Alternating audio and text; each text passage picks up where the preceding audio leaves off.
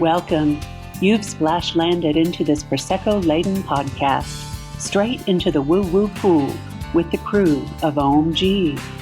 We're just a simple group of tragically imperfect and highly empathic BFFs, exploring a wide range of atypical topics with humor, grace, and curiosity.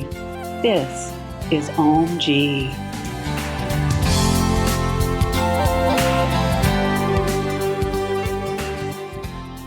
Hello, everybody, and welcome back. You're with the Two Woo crew here. Today, we've got a bit of controversy to address, but before that, let's just slide back into our usual. You're listening to Ohm-g, the podcast. Welcome back, guys. Welcome, everybody. So, we've got a timely topic today. The right to choose has just been overthrown by our less than Supreme Court here in the States. So we thought we'd riff on that a little bit and throw in some personal experience. Aaron, as the sole male here, what are your thoughts? The person without a uterus. Yes. Well, Speak from your testes, sir. I will do my best. Do your bestie. Do my bestie with testes. Yeah, I think that it is ridiculous that it's always been and still is majority males that make rules and laws and regulations about women's bodies or bodies that aren't their own to begin with. Obviously, as I'm sure all of our listeners have heard, like when you're on social media, I think a lot of the time people, especially those who are negative or align with one political party over another or whatever, say things or post things or express things that they never would in real life or to someone's face. I think that if you're here and you're listening to this, you're probably an empathetic or at least a sympathetic person. And so I think just being there, especially to any men or people who can't have babies or don't have wombs or whatever, like myself. You got no womb. No womb here, no womb at the end. To be there for, to people who have had these experiences or are going through these experiences. Personally, I have a friend who I drove one time to get an abortion. And I won't go into that because that's not my story to tell. But she did call me once this happened the other day and just kind of was like having a panic attack at the gym. Was like, I haven't really processed this. It happened, and then I felt like I had to move on, and you're the only person I can talk to about it because you knew that it happened and wouldn't judge me or whatever. And so I told her, I'm always here to listen. I can't really give my own personal perspective because it has never and will never happen to me personally. But I think that sometimes the best decision to make as a parent is that you're not ready to be a parent yet. Bravo. And so you can't, I say you can't, I guess legally they can, but you shouldn't put your opinions or anything other than support for a person when you don't know how you would respond in that situation. There are so many things that go into having a child, raising a child. And as a teacher, there are plenty of children that I have that I would take in a heartbeat, that their parents shouldn't be their parents. And they're, social workers that I've read about online or welfare workers who have kids that have to sleep in their offices because we don't have enough foster families or their parents aren't fit to, so those people who are quote unquote pro-life, what I would ask is whose life, and to reframe it and think about it as being anti-choice, not pro-life. Can I jump off? Yeah, for 2 things? This is Alexandra. So I've always been very pro-choice in the sense that I don't know what I would ever do if I was in that situation, but I also feel it's not my right to choose for another woman. Right. And I used to have these thoughts and I'm like, well, how do we make sure people don't abuse it and abuse their bodies? Because if you have a certain number, you can really damage your inside. And then I'm like, you know what? That's also not my choice. It's not my thing. If you want to and you can afford it and you can do it, up to you. But it's not, I shouldn't have to choose because I don't know what I would choose. But I want to have that choice if I ever needed it, or if somebody ever does, because I don't know that it's fair to a woman or the child to be forced to go through if certain situations that may be triggering for people, so I don't want to get into them, happen. The other thing is a story was like my first internship in college. I was back home for the summer and I was at the Laguna Art Museum. Every Friday, my boss and I would walk down to the Starbucks, see the beach, and, and there was a pro-life group protesting, tabling, and they had some rather horrific pictures out. And I remember this mom, and I give her mad props. She had like a group of children that she was supervising at the beach, and she went up and went off at these people saying, how dare you show these pictures in public? You are at a beach where there's families, like whatever you believe, fine, but like do not show this in a like area where there's families. I mean, that can be really disturbing, and people may not have had that conversation with their children yet. Right. And I was kind of get annoyed with sometimes pro-life, not everyone, your opinion's yours, and I totally respect that, whoever, pro-life, pro-choice, either which way. But it's like, are people pro-life? And then it's like, once the baby's born, it's like, there's no support system. We don't have the foster care. We don't have the formula right now. The formula. We don't have, it's like, if you're pro-life, you also have to sign up to be foster parents to take in these children. Bingo. And it's just like, there's no support on the back end. Okay, you've brought this life into the world at what expense mentally or physically to other people, and then financially, emotionally as well, and then financially on the system too, without having. It's true. It's like this nun, what was her name? But she's a wonderful Sister Jones something. So you want a child born, but you don't want a child fed. You don't want a child educated. You don't want to give the parental leave paid. You don't want all these things. And right now, like I said, the formula, it's a means to control women's bodies. And that's how I personally feel. And can we talk about the fact that you have to have a license to literally do everything else in life? You have to be a certain age to drink, drive, rent a car, vote, and do all this stuff. You have to have insurance, but there's no license to parent. Oh, and as teachers in our group, I think you guys know that not everyone is cut out for that. And by the way, we also have a special guest back with us again. Yes. Everyone, please welcome us and joining Lisa back from the great state of Texas. Hello. So I just want to say something real quick. I want to get to Lisa.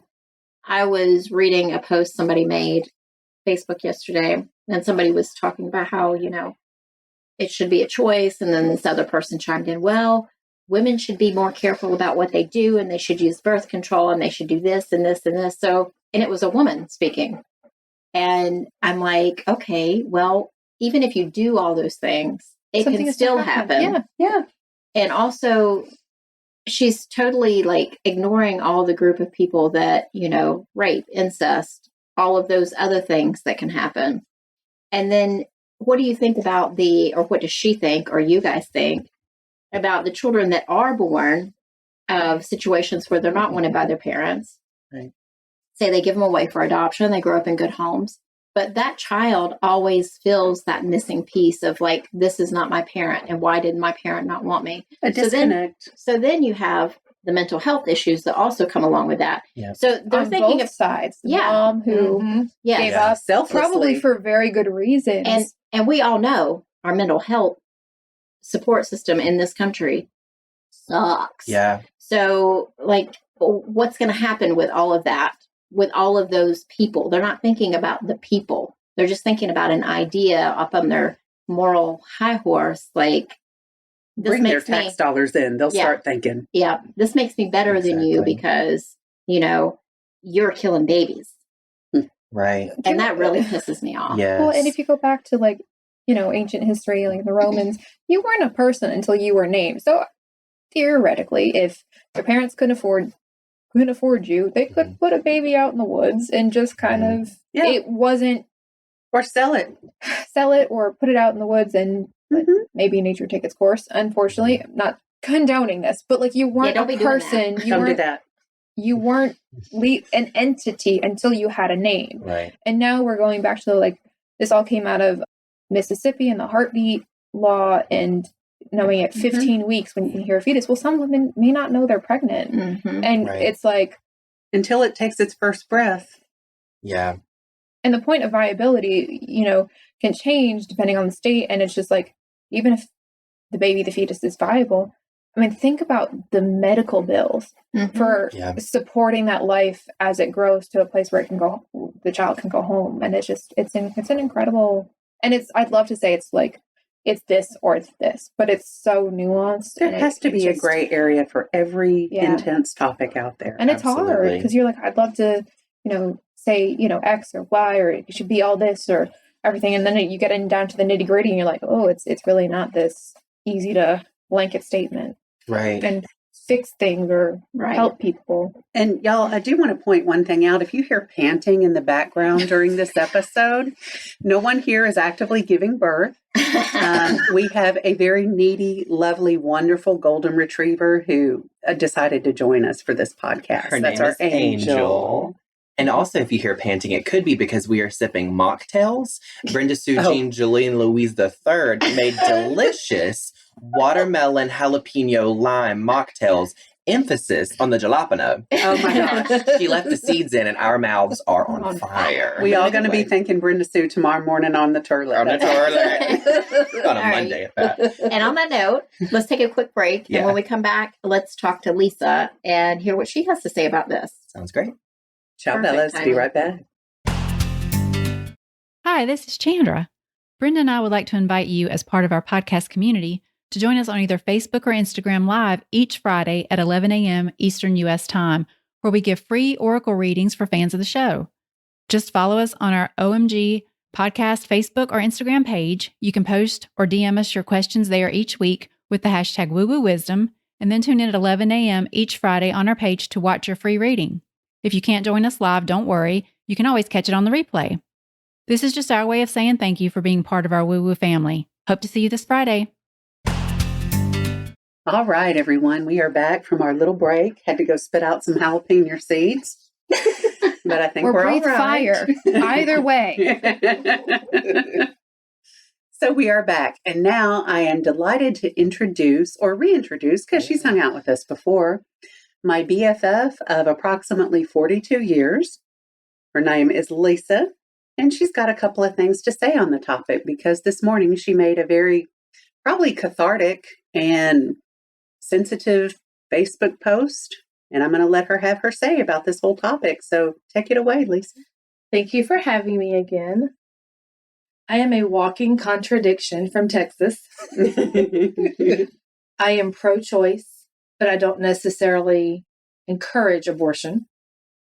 I believe in the death penalty and the right to bear arms. While I'm wearing my Burning Sage t-shirt and my Jesus necklace with my crystal bracelets. She contains multitudes, people. You know what? I would like to just interrupt for just a second. This is Alexandra again. It is sometimes so hard.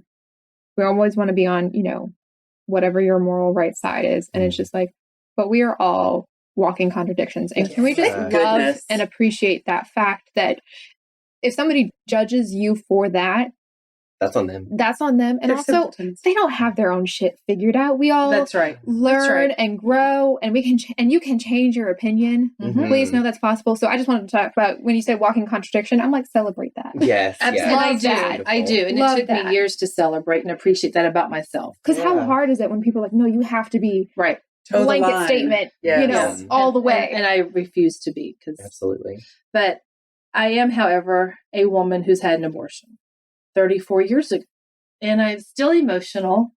And it's because growing up, I thought I was meant to be a mother. And I was going to be a mother. And at 19, I got pregnant by someone I was seeing. And it was not meant to be. There was no love that could have been brought into this child's life by both parents. Maybe by me.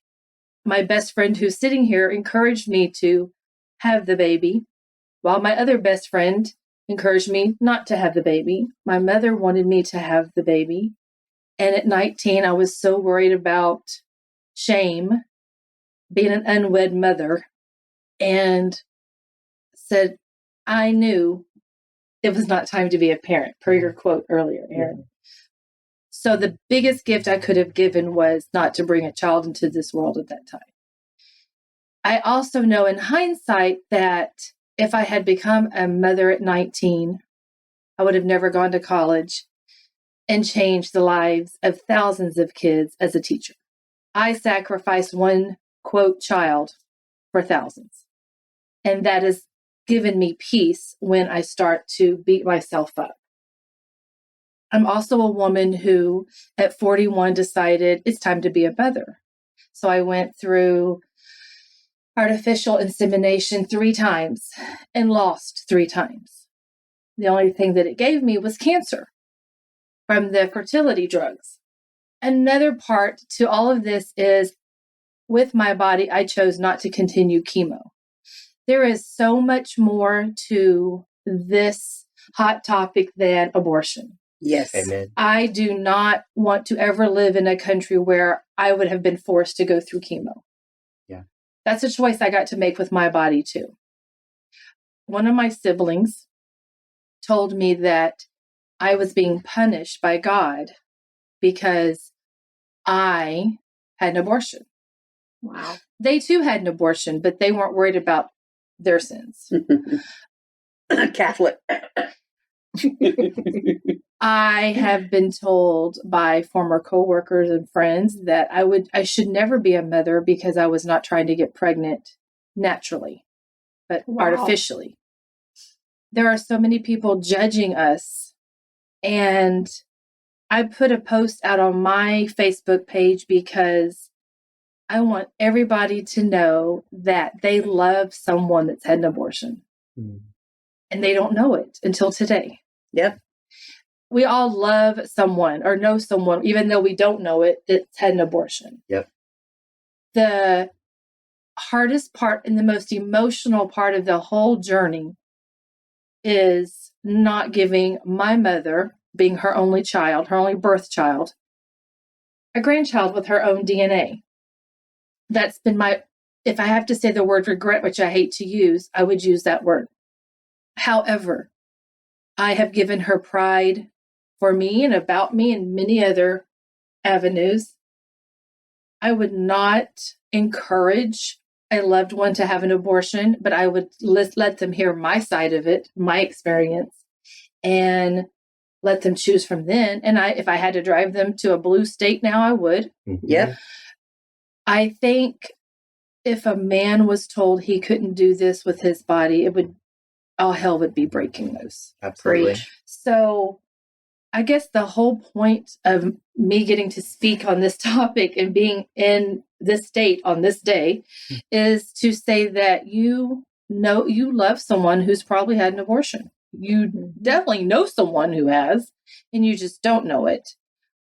I wish I could have been a mother. That wasn't my journey or my path this lifetime. When I get Reiki, I have a Reiki person who constantly was telling me there's a dark, empty spot on your, is it sacral, you say? Sacral. And I finally had to let them know I had an abortion.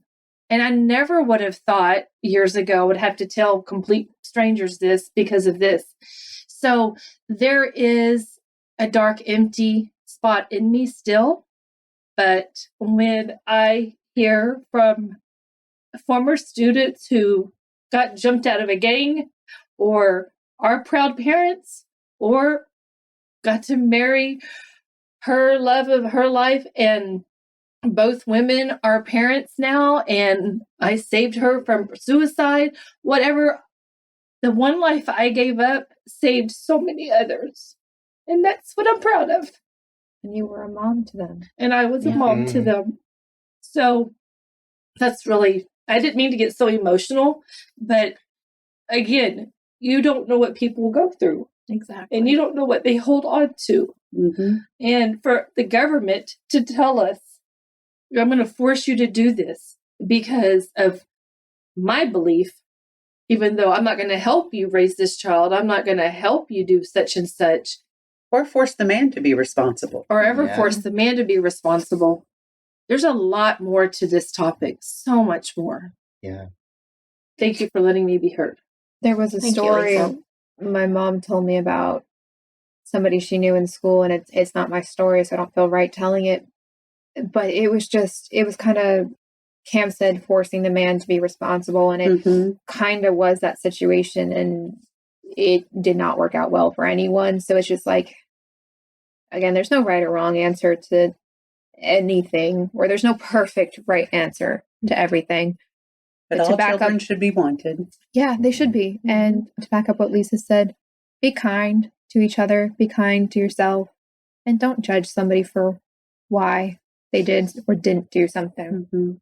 So, because just like Lisa said, every single one of us in the room, and now all of you listening, know of someone who's had an abortion, whether you know it or not. So, you know, I think I was watching Joanna the Healer. I think we've talked about her before. Love her on YouTube. If you have not checked her out, please do so. She is a channeler, an energy healer. And I was watching one of her videos recently, and Brenda talks about this in her newsletter this past week, about this energy of control, kind of like a universal energy. And it is not, the irony is not lost on me that the same week that Joanna the Healer is talking about a universal energy of control, Roe versus Wade is struck down in the Supreme Court, and that concealed carry. Is it open carry or concealed carry? Oh, is it open carry? Not sure. Gun laws, we'll put it that way, because I'm not very informed. Gun laws changed in states where it used to be illegal to either open carry or concealed carry. Not sure. But it all goes back to control, right? Over people's bodies or their right to bear arms or whatever. And it's people wanting to make us feel small and make us feel limited and make us feel restricted in our human bodies and our human experiences. And at each other's throats publicly, arguing over these topics. Yeah. This is Brenda Sue here, and I got something to say about that. Go ahead, girl. So I was cleaning house, and if any of y'all know me, you know I had that vacuum cleaner out at least every other day. Yes, she does. So I was cleaning house yesterday. I had written the newsletter on control because it had really come to the forefront in the readings that we did during the summer solstice. And then listening to Joanna the Healer, her video, and she talked a lot about control issues. If you suffer from those, which I know I do, Yeah, me too. Comes from the mother line of the family, which I thought was really interesting and I totally resonated with. But I was cleaning, I was thinking about this control and, you know, with what had happened with the overturn of Roe versus Wade. And I feel like we see this microcosm of what this control is right now, whether it's guns or whether it's, you know, what women can do with their bodies, or even like here in our community, they don't want certain housing here. So that's a way of controlling too, who can live here. What kind of fence can you have? Exactly. Yes. So it's all these like little tiny controls. And I feel like this is all such a bigger picture than any of us are seeing. And if they can divide us, because so much has divided us lately, whether it's been Black Lives Matter, abortion, gun rights, COVID masking, you know, vaccines, you name it. Yes. I mean, we have been divided down the middle. And when we are divided, then we can be conquered. And if we would just like put those things aside, like, let's just love each other. Like, you go get an abortion if you need to. You go have a gun if you need to. Just don't go shoot up a school. Like, there should be rules around who can have what kinds of guns, obviously. Right. But if everybody would just mind their own damn business and do their own thing. Work on your own karma. Yeah, and let us just all, like, be united in that we care about each other as human beings. Yeah. Then they would have no control, really. Well, I've got a couple 3 points on that. Okay. I'm going to go down the line. So backing up, you said it's all more interconnected than we thought. And that's a great point. And Lisa said, you said this earlier. This affects not just abortion, but it affects other areas. And I think sometimes it is, like you said, looking at the microcosm, it is so hard to see how one area affects externally, because it all really plays into each other. And I mean, if you can see that, I mean, that's incredible, but most people can't. Too, when you said just love each other, I think that actually it's harder than that. I would love to say that, but I think it has to do with love of yourself. That's true. And if you love yourself, you're I feel like you're more willing to accept others for where they're at. Yeah, and so I agree with sometimes that. when we divide Yeah. other people or put them into a box, it's like because protection. we are uncomfortable in ourselves and we haven't dealt with that stuff. And I'm like, also, you were talking about control, right? Mm-hmm. Now that you've talked about it, do you feel perfect at it? No. Right. So like there should be this expectation of, Yeah. oh, well, I've worked on it for 10 minutes and Right. suddenly Right. I am perfectly Let me great teach with a this topic. masterclass in Yes. control. No, I mean it's a daily choice. It's a daily, Sure. practice. Yeah, I talked about in the newsletter. It's baby steps. Right, sometimes. baby You steps. do Oh, the little absolutely. things, and as you do more More of of those them. little things, it gets easier to let go of the Right. need to control. Yeah. I've been doing, I think you guys have heard me talk about, my sister has a Peloton bike and I really like Peloton. I've been working on some training programs, and one of the instructors says he doesn't like the phrase practice makes perfect. And I would have to agree with him. So he changed it to practice makes permanence. If you keep practicing, it becomes a permanent habit. And I think perfect That's good. has a cap on it. And I'm of the mindset that we should never stop growing, never stop changing. Mhm. So by putting a cap on it means that there's some ultimate we're supposed to reach. And that's just, to me, not true. So I like that practice makes permanent. And there was like a third thing I had, and it's completely gone past my mind. But Yes. Yeah. again, be kind and work on yourself, because it's I think it's easy to judge other stuff because it absolutely. takes, we don't have to think about ourselves. And Yeah. that's Oh, lot I'm a of hard Virgo. I work. know this well. It's a distraction from Yes. actually looking at our own shit. Yeah. And if we worked absolutely. on our own stuff, maybe we could treat others better. Mm-hmm. Yeah. Absolutely. We'd be more compassionate, more understanding, more open, because we've seen our own shit and we've worked on our own. Right. Or Yeah. if we could even see ourselves like other people see us, I think that'd That make a could be huge difference. So hard. Yes. Shocker. We're not all on the same journey or path. No. Right. And one size fit all does not, in any area, diet, health, Right. choices, religion, faith, belief, it doesn't work. Right. And I think if we let go of that idea, which is so hard, I think, because it's comfortable. Oh, that was the other thing. You're talking about microcosms of restriction and like all these things, it can be too confining. But I think having no rules is almost, Right. it's too much. So having Yeah. some boundaries is a Right. good thing. But having Balance. too many is like, we're at each other's throats. Right. Yeah. And There's a happy identifying. medium somewhere. I'm just going to say one thing. The patriarchy is scared of us women. Oh, They are yes. always trying to suppress us, and we are ready to rise up, y'all. Mhm. And So with they should that- be scared. And on that note, Erin, Yes. So back to the point earlier about seeing ourselves as how other people see us. I wrote this yesterday after my friend called me from her panic attack that had the abortion. And I sent her an older photo of probably 4 or 5 years ago. We were just like sitting, hanging out. And I wrote this for her. This woman is a mother to plants, a mother to a dog, a mother to a business, a mother to ideas, a mother to physical, emotional, and energetic healing, a mother of plant medicine, a mother who chose her own freedom and happiness by severing alcohol from her life, a mother to those closest to her. I will never forget the kind, reassuring words when I was either too high or too drunk in college, and she would make everyone pancakes or a snack with seemingly nothing but a few eggs and magic. She is a mother to belly laughs and the definition of joy and compassion. She is a mother of care and calm and self-reflection. She is her mother's daughter, carrying on her legacy of leaving a print on every person that she meets with her infectious smile, good time laugh, incomparable beauty, and facing her fears head on and white-knuckled. She is a mother of conflict resolution and always seeing the good in people, the mother of giving people the benefit of the doubt, the mother of the golden rule. She always treats people how she wants to be treated and loves thy neighbor. She is a mother because, just as grounding is Mother Earth, she is a force of nature, and I wish that every person on the planet had or gets the opportunity to know this mother's love, because there is no other like it. Guys, there is not Wow. a dry eye in the house. Thank Oh, you. man. That is so Every beautiful, woman Erin. needs to hear that. Yeah. On behalf of every woman, thank you, Erin. Mm. And closing out now. Love So to we you can- all. We all got to go get our tissues. We will see you next time. If you liked this content and want to support us, please go ahead and subscribe wherever you listen. Go to our YouTube. Leave us a comment and a review. We'd love to hear your opinions and thoughts. And again, just be kind to each other and to yourself. Yeah. We'll see Peace you out. next time. Peace out. Bye, Peace guys. out. Thank you for joining us today. Please follow and subscribe to our podcast on Apple, Stitcher, Spotify, or wherever you get your podcasts, and leave a review. It's so easy to do and such a huge help for us. We appreciate your interactions so much. Want to join us at our table? Make sure to check out our YouTube channel and join our Facebook community. If you've enjoyed this content and wish to support us, take a look at our Patreon page. All information and links will be in our podcast description. Catch you next time.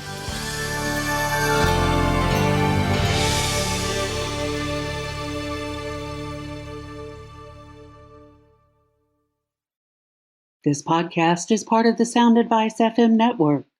Sound Advice FM. Women's voices amplified.